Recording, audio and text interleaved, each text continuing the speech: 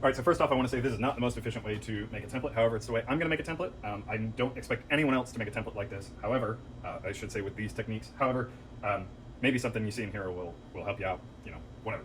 So I'm making a template for a Soss 518 hinge. That hinge is 1.25 inches wide, and it is designed for an 1.75 inch door. Well, I'm not putting it in an 1.75 inch door, I'm putting it in an 1.375 door. So I need a very particular template, very precise.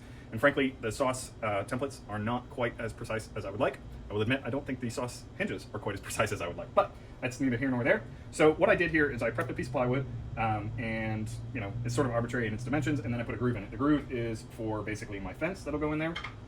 And the next step that I did was I centered the spindle over, well, within that groove. So the center line of that groove, and then I did some math. Half the center line of the groove, or half the width of the groove, plus the 16th that I need, plus half of the bore that I need, or in this particular case, the center line of the door. So I've basically moved the spindle to the center line of the door, and that's where I'm going to start my operations.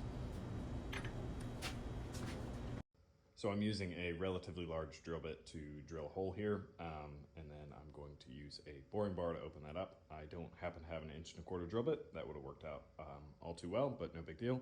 Then I switched to a 1/2 inch end mill and use that to clear out the sides.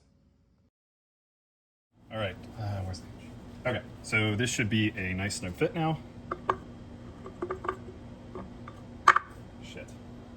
No, I'm just kidding. So this is a 1/16 oversize in both dimensions, or all dimensions, I guess, because I'm going to use a collar on a router rather than a flush trim bit, or a pattern bit, I guess.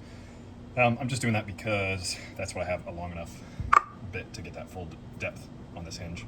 Yeah, so it's actually 5/1000 under in all the dimensions, but I'm going to sand it a little bit, and I think it'll come in just fine. If it's a little bit too tight, I can always work on that, but if it's too loose, it's sort of a pain in the butt. You can infill it with tape and stuff like that, but if you can hit your numbers, hit your numbers. I got lucky this time.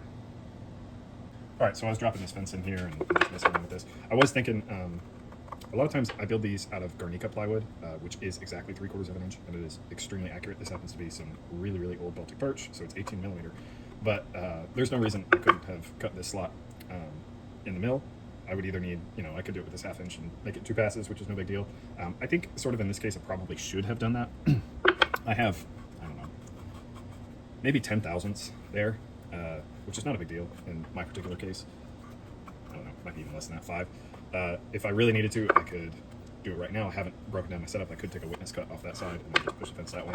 And I don't know, that's sort of what I'm aiming towards right now. I was pleasantly surprised with how accurate this came out.